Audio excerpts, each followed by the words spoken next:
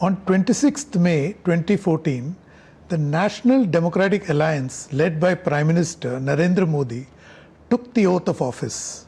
It marked the beginning of a new political chapter in India. What followed over the next 12 years was not just a change in government, but an attempt to reshape the Indian state, economy, and society at staggering scale. Bharat Reloaded, a special series to mark the 12th anniversary of the NDA, will look back at these momentous years through conversations with policymakers, economists, entrepreneurs, and investors.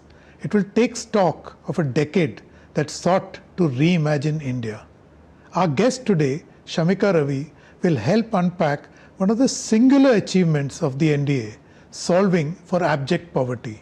At present, the poverty level in India is plumbing a historic low of less than 5%.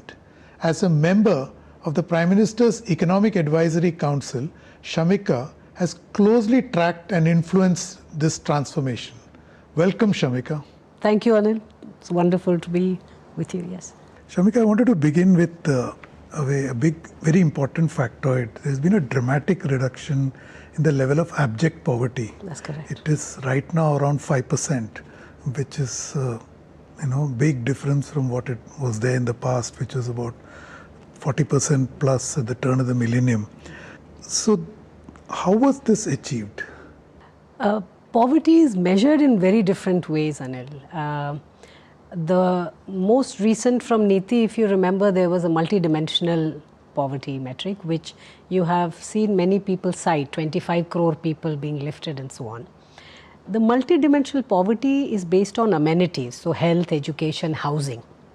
Traditionally, as economists, however, we measure poverty as a household's capacity to spend on basic things. Earlier, we used to have the Tendulkar poverty line, which had to do with destitution, which was of the nature of not being able to afford even basic caloric requirement.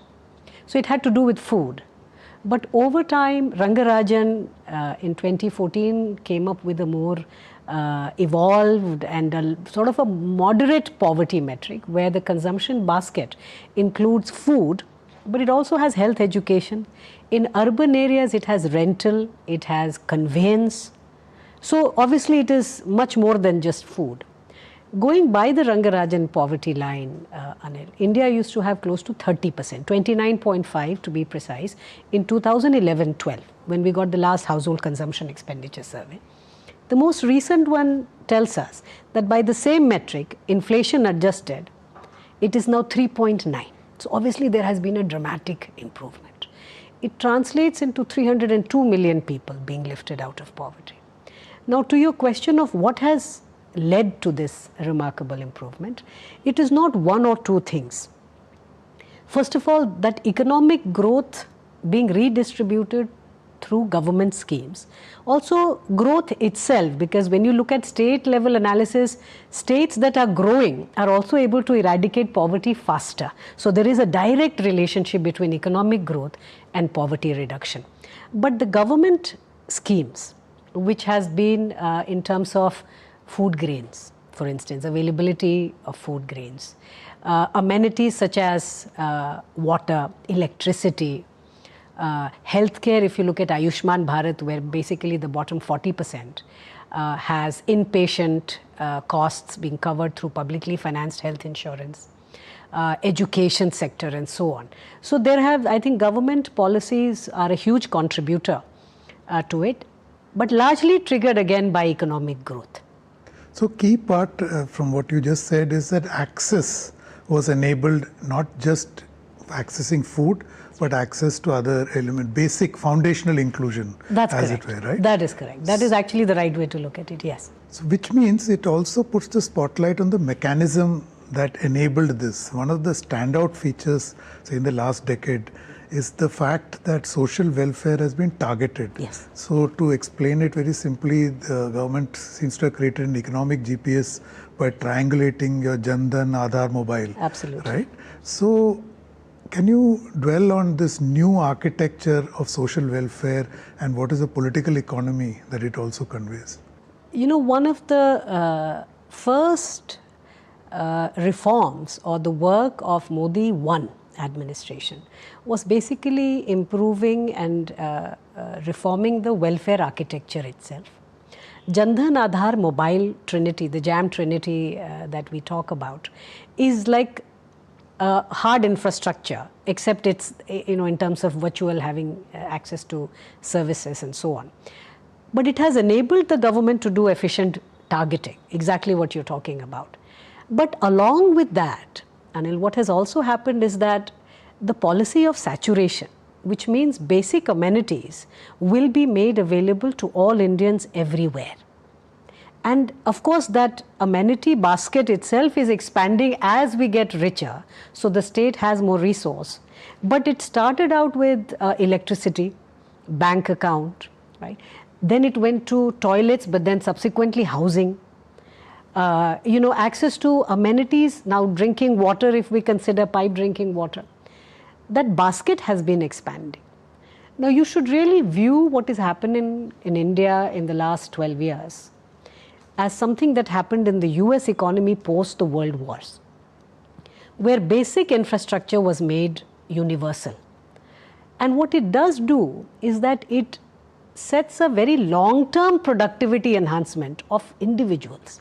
That when I am better fed, when I have access to health, when I have electricity, I have clean water and so on, I'm likely to be more productive as well. So we have really laid the foundation for, I think, next 100 years of economic growth. That's the way we envision. So it's not just a redistribution scheme is what I'm trying to explain. It fundamentally feeds back into the economic growth as well.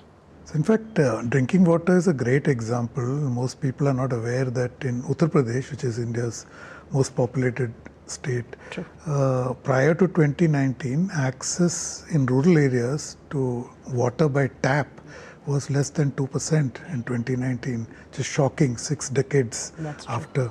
That's true. Shamika, I wanted to... the state which has seen the fastest improvement in pipe drinking water? I believe Bihar. Bihar.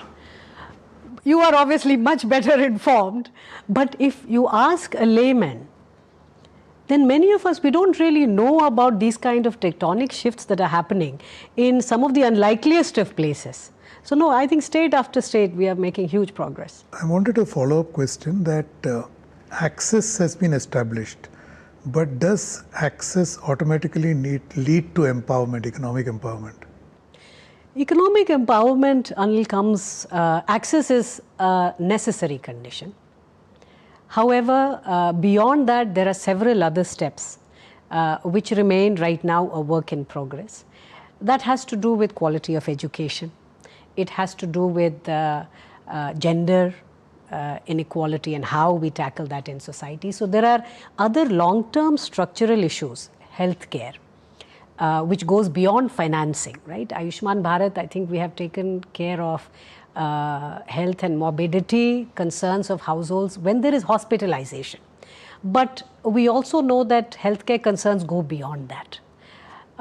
And so empowerment comes from a combination of many of these things. But as we get more affluent, the state has resources. And I think that is how we have to look at, for instance, I've heard sometimes people who are, who are very intelligent, but ask questions like, why are you giving free food grains to 80 crore people? The simple answer is because we can. It's like asking that why does a Scandinavian country give so much time off? Because they can, right? The resource that we have, now we want to use it optimally in a way that it enhances what eventually comes down to individual freedom, and I don't have to worry about hunger deaths anymore, which is a very big shift from how India has traditionally seen poverty. If you remember 50 years back, right, in the 70s, begging for food grains, being denied. Food security was a huge concern. In fact, the driving force behind the Green Revolution. I feel very reassured in saying that we have achieved those goals. Food security is no longer a grave concern for us. Nutritional security is what we are now looking at. So I think empowerment is a moving target, But eventually we want every Indian to have that degree of free will, because your basic necessities are taken care of. You're so right. Most of us are just one disease away from poverty, particularly the fact that non-communicable diseases are the most dominant That's correct. Killer in India right That's now. That's correct, yes. So it's Ayushman Bharat is actually a lifesaver for millions in this country. We are a very large country though. So sometimes, NCDs and in particular cardiovascular ailments are the biggest causes of death in, let's say, Kerala. So the district hospital, the way they need to be designed to cater to the local needs are very different from one of the biggest causes of disease in a state like UP, where diarrheal deaths are one of the leading. Now there, the district hospitals need to be designed very differently. So, we are a very large country, and which is why a lot of our conversations, even within Delhi in the last 10 years, have now shifted to what we call precision policy making. That there are very few now national level narratives or policy making that happens. We went to aspirational districts because we identified those pockets of concern. But now we have gone to aspirational blocks because now it has to be focused even further. Most states in India have achieved the major sustainable development goals. It's not an all India problem. But there are 7 or 8 states where key SDGs are still a concern. And that is where a lot of the focus now needs to be. And even within those states, it's not all districts, mostly tribal districts, remote districts, and so on. Within a district, it's almost focused on certain blocks. So again, precision policy making, it's too large a country. True. Shamika, this while economic empowerment is indeed a moving target, how would you rank the performance, say, in the last 12 years in a scale of 1 to 10? The kind of milestones that have been achieved? Objectively, Anil, if we look at it in terms of moving or meeting the sustainable development goals, then we have made unprecedented gains. Poverty being SDG 1. If you look at sustainable development goal which cater to maternal health, then India is eradicating maternal mortality at 2.5 times the speed as the global average. Right? If you look at infant mortality, we are able to reduce it significantly faster than elsewhere. In fact, post-pandemic, when you look at what happened to levels of poverty, many countries actually did slide back. Far richer countries than us, like South Africa, Brazil, they saw an increase in poverty. We did not see an increase in poverty. So there is an element of reduced vulnerability as well, not just abject poverty, but the shock that you mentioned, that you're one shock away. We're trying to make citizens immune to shocks as much as we can. That's how vulnerability can be reduced. So I think objectively, when you look at it from these metrics, we have come a long way. There has been unprecedented gains in the last 10 years. It has also translated in people's aspirations simultaneously. People want more of everything. People are also, we are a democracy at the end of the day, one that is loud, one that is interconnected, one that has access to free information, free press globally. People also aspire, people in rural areas aspire for life matching those of metros, being able to afford lifestyle and consume the way the richer households are doing. So I think, again, those are also source of hard work and growth and so on. But some of it also translates into occasional frustration. And I think one sector where we see that a little closely is the education sector. And by that I mean, our young people, it's a global phenomenon called youth inactivity. But our young people today who are the most educated, so graduates and above, they are 4 times more likely to be unemployed or sitting at home than our least educated young people. So all our young people, meaning under 30 who have been to school and not anymore, more education, they are all working. Everybody is gainfully employed in something. But the most educated are waiting for the right job. So aspirationally, they can afford to wait longer. So in that sense, the target keeps moving because now one doesn't have to worry about hunger deaths that, the minute I come out of college, I need to get a job because how else will I survive or take care of my family.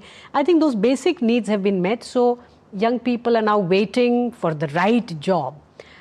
And that's just in health. But there are, aspirational stories which are emerging from across the sector.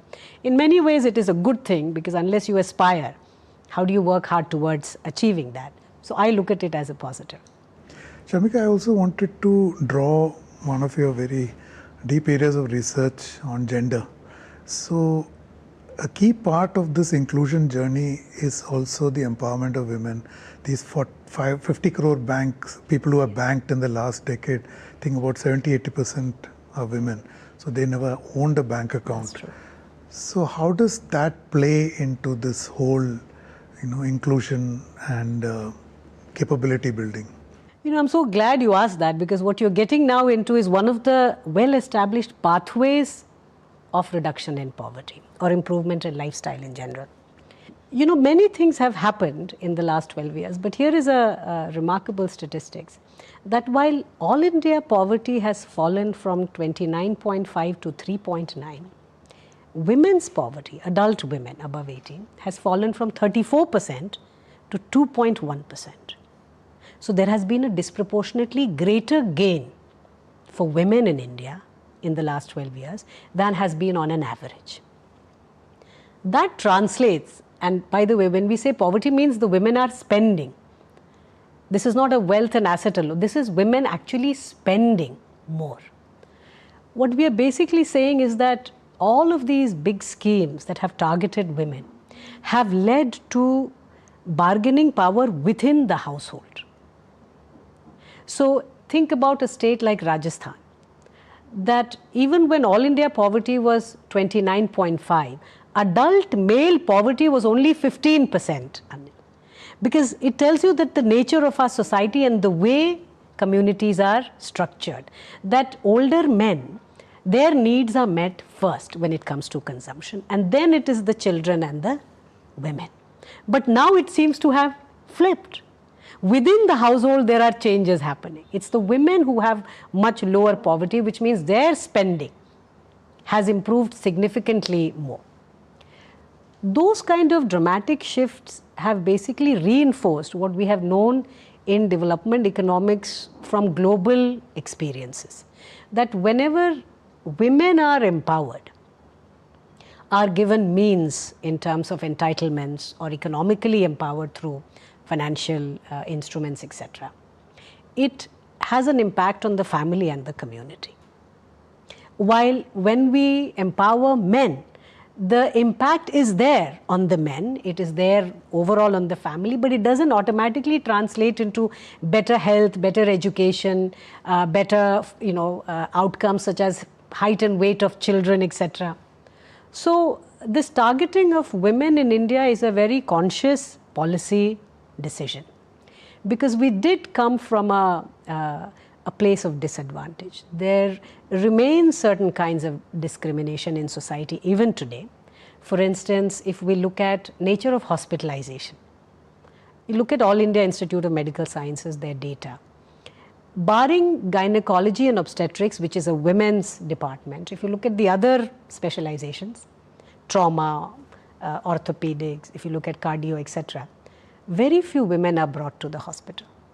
It's not true that they don't have ailments, they do have ailments. But you see, health seeking requires somebody in the household to make that decision and take the sick woman to the hospital.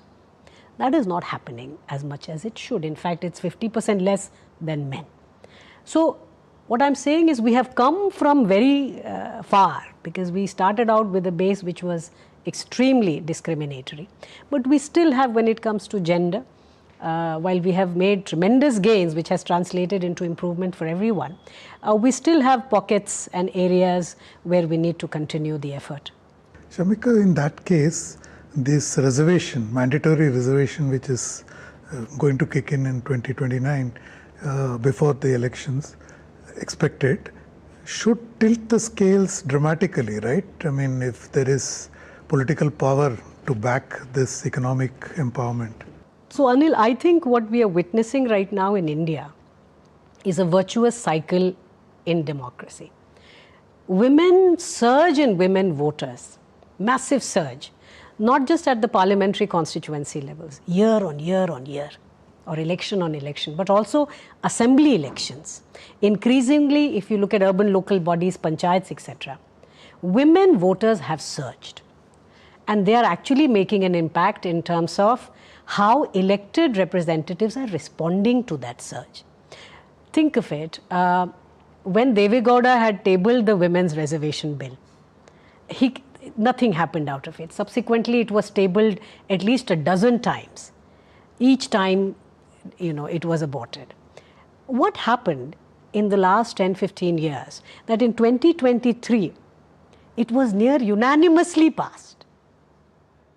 Clearly, the sands have shifted. No, I mean, earth beneath our feet has moved in such major ways that even political parties which were vehemently opposed are all now supporting it. Right? That is, I think, the power, and that I would say is a self-empowerment. Women in India, women voters have tilted the scale. And I think leaders like PM Modi, with their ears on the ground and the pulse of the nation, respond to that need. That is why so many of our policies have focused on women. Because this is why I'm saying it's a virtuous cycle. The women voting for change and certain amenities and a certain nature of representation from political leadership, and the political leadership responding to that in a positive way, which reinforces it further. Now, the point of the women's reservation, will it have an impact? Yes, it will have an impact. So, while access is a very important part of agency, the more important part is the design of that access has to be reinvented. What you just said, articulating women's point of view. Yes. So I'll give you a simple example, like say savings and investment options. They are all made with the male professional life span, the work span. Yes. You join the workforce, you are continuously for 30 or 40 years and then you retire. Women, it's not so linear. It's a very non-linear process. That's correct. So the investment options are not meant for them. Yes, they are meant for men. That's right? true. So presumably all of this will also redesign. Everything, including medical devices. Right? During the pandemic, we realized that something as innocuous as an oximeter, which all of us went and bought, it was not accurately reading, for women because it was never tested on women. So I think there are a lot of silent discrimination across sectors, which I think women's representation and articulation of that problem. Because remember, we are also in a highly digitized and increasingly AI-driven world where algorithms matter. So a lot of these discriminations, if we do not correct for them, they will continue to get reinforced in the system. So we have to correct for them. But if you look at the parliament discussions, then I was very happy to see, Anil, that women parliamentarians, in fact, do focus on set of issues which are distinct from their male counterparts. The women MPs often raise issues on health, education, livelihood, law and order.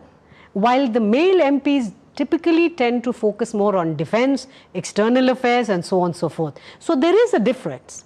Right? They're not all the same. And so having more women leaders, I think, is fantastic for the women, Indian democracy in general. Finally, Shamika, this last decade, it's been a successful battle to enable access and foundational inclusion. What should the next decade focus on? Because a decade after that, India is aspiring to become a developed country. That's true. I think there are two key things, Anil. One is urban planning. Our cities have organically developed because so far we have had the Gandhian belief that India lives in the villages. That's not true anymore. India is close to 67% urban as of the last data that I checked. So urban planning is very important. Urban governance becomes very important. And the second is skilling. I think this gap between skills that the market rewards and a degree that education eventually rewards, that is too wide and it has been too persistent for an aspiring economy. And I think the new education policy, Skill India, increasingly experimenting where companies are doing internships, apprenticeships, getting students onto the shop floor, getting companies into the classroom. I think next 10 years, 20 years, we have to just continue doing a lot more of that. Thank you so much for speaking to us, Shamika. My pleasure. Over the last decade, India attempted and succeeded at something historically difficult: to solve for access and bring 50 crore people into formal systems of finance, welfare and governance. As economic agents, they are now stakeholders in the Indian economy. But today's conversation with Shamika Ravi also reminds us that inclusion is only the beginning, because access alone does not guarantee mobility. Delivery alone does not guarantee capability. And empowerment ultimately depends on whether opportunity becomes durable and self-sustaining. The next phase of India's journey will presumably focus on skilling people to fish for themselves as opposed to merely handing it to them. Thank you for watching.